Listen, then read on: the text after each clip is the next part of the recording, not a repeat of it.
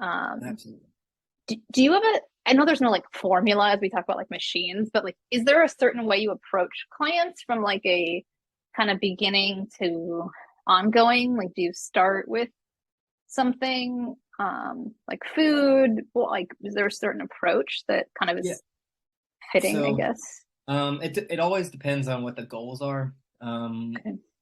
So like some people come in because they've always been really skinny or really thin and want to gain that weight. Like so Sure. I've had clients before who's just like, I don't want to be asked if I'm my partner's son for the 50th time today. Wow. And so they want to Wow. start bulking up because Yeah. so they can look more masculine, older, or whatever it is. Or and then I have some clients who want to lower their BMI so they can get surgery because there's all kinds of hoops you have to jump through to get top surgery and all that Yep. stuff. So like I'll get people like who want to lose weight. Again, a lot of people who have like dysphoria around certain body parts and want to work on that. It just kind of depends. I almost always start with movement before food, just Okay. because people usually have a lot more um, tied up in food. Uh, Absolutely. so like there's a lot more Absolutely. trauma in food, and that's always Yeah. one of my first questions on my intake is what food Uh, trauma, not food trauma, like what kind of, yeah, I do. I say, do you have any trauma when it comes to sure. exercise, any type of food, stuff like that? Wow. I want to know if has had eating disorder issues in the past. Yeah. Um, I a lot of times, especially because I deal with mostly trans mass clients or non-binary clients, they that mostly were assigned female Yep. birth. There's a lot of diet culture Yep. trauma that we're Yeah. unpacking. You're right. I almost Yeah. always start with movement first. We'll talk about food in the next phase. So I do Wow. phase training for everybody. So that's Okay. I start small. I do everything based off habits. So we're trying to build good habits and let bad ones that aren't fitting our needs fall off. Mhm. So I always start with adding as opposed to taking away things because restriction never works right away. No. um, No. so, so that's usually the formula I go to. Food and nutrition talks always happen in the second phase if we go there. Depending on the goals, sometimes we don't need to talk about food all that much, just because Okay. if you're trying to bulk up, honestly, you can eat. I'm trying to beg people to eat more, Okay. usually, almost always. um, Yeah. so it is sometimes it doesn't have to be touched at all. Sometimes, but I never start with food just because there's a lot Yeah. more tied up in that. If we can get our bodies moving, that's always going to help us in the long run, regardless of what the goal is. Just because movement to me is medicine in a lot of Absolutely. ways. So, Sure. Sure. I mean, uh, it's medicine in so many ways, right? Like, even from a mental health standpoint, like, absolutely. let's take a walk for 10 minutes. Let's make sure that we shower a day. Let's stretch, right? Like, you're not saying run 7 miles today, right? You're just saying it, just move. Your body Yep. will feel better and you'll feel better. And if it was 10 minutes more than it was yesterday, you've won, That is a basically. big one. Yeah. Yeah. And like sometimes it can just be like I took I parked a little further away. I parked Hmm. in the back of the lot as opposed to in the front of the lot. Absolutely. That's a lot more steps. And that's what I try to break those things down because like a lot of times I'll assign like a step goal. So like let's try to get 5,000 steps today. Sure. And they're like, how the heck am I going to do this? I'm like, well, don't think about it in 5,000 steps. Think about taking a 15-minute walk a day. Yep. Yep. That's usually all it takes. Or like if you really want to start getting up there in steps and you have a desk job, like maybe take 3 5 steps Sure. or Sure. drink more water. Then you're gonna have to Sure. go pee more. I was gonna say, go to the bathroom, like that's farther away. Like that used to Yeah. be, I worked on like my last in office job. I worked on like the eighth floor, and my thing was like, I drink more water, but it was also like, all right, I'm gonna go to the bathroom on the second floor, Yeah, right? yeah. And even if that means I'm huffing and puffing on the way back up the stairs, right? Like I'm gonna go, right? And that was it because it's like I didn't. There was no time in many ways to leave, but it was more steps than I would have done if I would have just walked down the hall Yeah. in that way. And almost always for my first food Okay. goals is to add a vegetable to every meal. So again, I Interesting. almost always start with additions as opposed to restrictions, Yeah, just because I think it reshapes people's way in which they approach it. So I absolutely. think almost everybody thinks that when you start a fitness journey or a health journey, this is going to suck. I'm going to be eating bird food all Yeah, day and I'm yeah. going to have to go to the gym Chicken and every 2 broccoli, hours. right? Like, And yeah. like it's not like that. You're not trying to be a professional bodybuilder. We don't need to do that. So all we're gonna No, do is small tweaks that will have big got changes it. in your life on it, but it's gonna take time. And that's why I try to always tell people none of this is fast, but it's not fast, so it can be sustainable. That's always Absolutely. I don't work with anybody who's trying to do anything um, quickly. Like my shortest programs that I offer are 3 months long. Okay. Um, so, and that's, Yeah. um, Can uh, phase one last like 30 to 60 days for like, is that it something depends. that you do? Like, is it like you just kind of like, well, I think there would be benefit from continuing phase one. Like, is that kind of just person to person that you? It's all person to person. It just depends on how quickly we form those habits. Because I don't want, if we're not hitting our 5,000 step goal for in 60 days, I'm not going to move it to asking you to go to the gym for 2 days. Like, No, it's just not feasible. And I don't no. ever want to ruin someone's mindset when it goes to this. So like if we can't get 5,000 steps, let's lower it to 3 and it's not there's no sense in keeping Yeah. 5,000 the goal if we're not coming close to it. So let's make the steps smaller, let's get some small wins under our belt and then we'll talk about moving back up.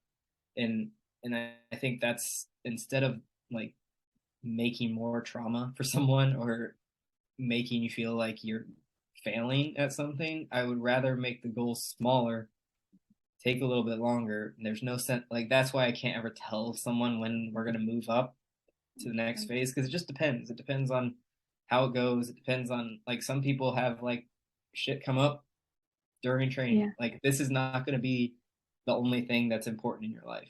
No. Everybody And you're has talking millions about of making it sustainable, right? And I think like I hear like kind of two main things here with this too as well. Like I think you're really approaching it from a very like compassionate lens and different. with a community that's just been traumatized by everything in their life, right? From like the medical profession to family to friends to jobs to housing, right? Just the fill in the blanks, right? And it's Exactly. yeah, yeah. And I think fitness for a lot of folks is really traumatizing. Like when I would work out in a more traditional setting, I work out in the garage now, but it's like I would see trainers and it's like a checklist, right? And it's like there's no relationship, right? And it's like, here's your meal plan. You should have worked harder. See you next week. And it's mean. I don't know how else to say that. Like it's like, hello, I'm here, right? Like talk to me in a way. Like I have things like you don't know anything about me. And I'm not saying we need to be best friends here, but what I'm saying is like kind of be on my side here with this. Yeah. Exactly. And that's I tell everybody like so I one of the big things I focus on is we do the work together. We don't like no, I'm not with you ever. I'm like we're usually states apart. Like I have one Sure.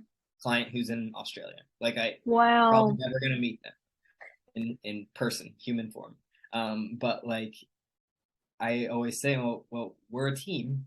I'm gonna Yeah. be here with you. You don't have to be alone anymore. Like we're gonna work through this together. Different things come up. Like we're that's half the reason I like to make my plans so long, so it gives us a chance to see so many different seasons of your life, right? Got it. Because like we're coming up on the holidays. Holidays are terrible Yeah. for a lot of people, and it can be Absolutely. terrible in a lot of ways. Like sometimes people don't want to enjoy like don't have family to enjoy it with. Correct. Sometimes family's really hard. Yep. Sometimes it's like I have a million things to do in like this much time. Like, Yep. okay, so we're gonna work through this, and Yeah. and or the summer, like some people, like they don't have childcare, so they're gonna have their Yeah. kids, so we have to change how we're gonna work out, so because we're gonna have kids also that we need to pay Yeah. attention to, and Yeah. so I just like to have be able to help people through these seasons of life so that they know when this happens again, look, I've done this before, I can do it again. And this is the way I can be flexible with it. This is how I can change things up, but we're never going to lose track of that goal. So we know that's there, but this is how we have to move the puzzle pieces to Sure. make it to still get to that. Sure. I mean, it's very much your like addition versus subtraction, right? And it's like kind of when you talk to like even like therapeutically with clients, it's like if you let's talk about like what a life looks like living by our values, right? And not what to eliminate. But oftentimes when we start living a more value oriented life, the things that got in the way kind of just fall away a little bit because we're putting more emphasis on the things that have meaning, right? And that's kind of what I feel like there's a lot here. It's like I'm going to add things that really work for you. I'm not going to be criticizing things that are not. And maybe over time, those will disappear or they'll carry less weight on you over time. Right. And like to almost kind of like exemplify that is like food for food. Like I tell people, I'm like, there's no food that's off limits. Eat what you want. You're a grown adult. Eat what you want. And like, I kind of separate food into two categories. So there's like memory food, and then there's food that's going to help you meet your goals. Sure. So memory, so food that meets your goals doesn't have to look like it. Food that can meet my goals can still be chocolate cake. I can just have a little bit of it and on like every once in a while, and I can still make it. But I was still almost qualified as a memory goal because I'm going to eat that during special occasions. I want to make a memory. I want it to be tied to this food. I think there's a lot of unwrapping that you have to do when it comes to food, and because of that, that's why I don't restrict anything. Like I tell people, like I do a lot of macro based nutrition guidelines for clients, and I tell that, and they have one treat meal a week, everybody, always, and I call it treat meal, not cheat meal, because we're not cheating on anything. We're just treating ourselves, and we're getting all those cravings out, and go have a date night with your wife if that's what, like, I'm not stopping that. It's so silly. Like, I don't want you to bring a Tupperware to have dinner with your wife. No, they're not planning for a bodybuilding competition, exactly, right? Where it is it's like live your life. And I don't know if you like, at least, and you can always correct me because I feel like I'm probably wrong here on some of the like data, but like if you're so stressed out, you're just releasing more cortisol, correct? Like you're not, which is just hurting you. Like it is. Like emotionally, but physically, all of it. Right. And everybody, like some people are like, well, it's calories in, calories out. So if I have too many calories this day, I'm like, this is not a chemistry equation, right? Like we're not like trying to pass a class. Like go have fun. One meal isn't going to kill you. It's not going to make a huge difference. You might see slightly elevated on your scale. Probably not, though. It's probably not. It's all going to be okay. I always tell people, like, look, if you don't like what your body looks like when you started this and you feel like you're a little heavier than you want to be, that didn't happen overnight.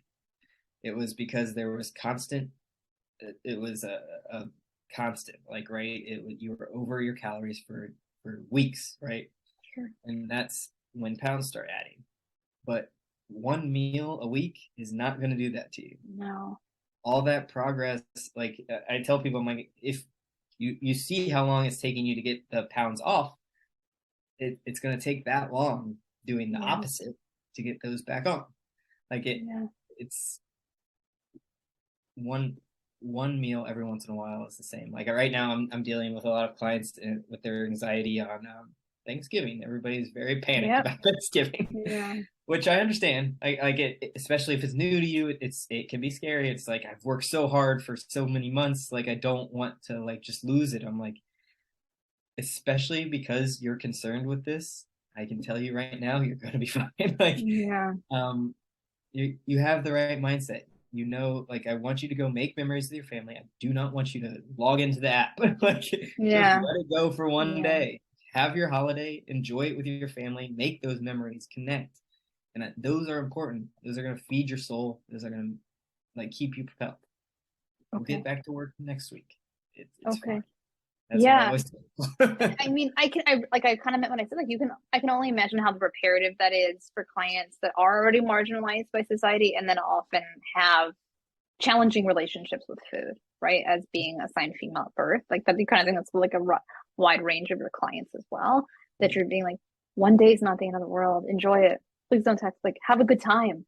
Yeah. Have a good time. Whatever you do, if that's with family, if that's chosen family, if that's your partner, if that's your like, have a good time. Enjoy the day. Don't worry. Yeah. Don't worry. And I'll be here the next day, but don't worry. Just enjoy. Yeah. Exactly. And it's just it's gonna be okay. And I think that's a lot. I can tell people are like had such a hard time in the past because I had someone this week actually during check-ins. They were like, I was so scared to check in today because I just didn't feel like I performed my best this week. And I'm like, you aren't a professional athlete. You went out to celebrate a birthday with a very good friend. It's okay. Yeah.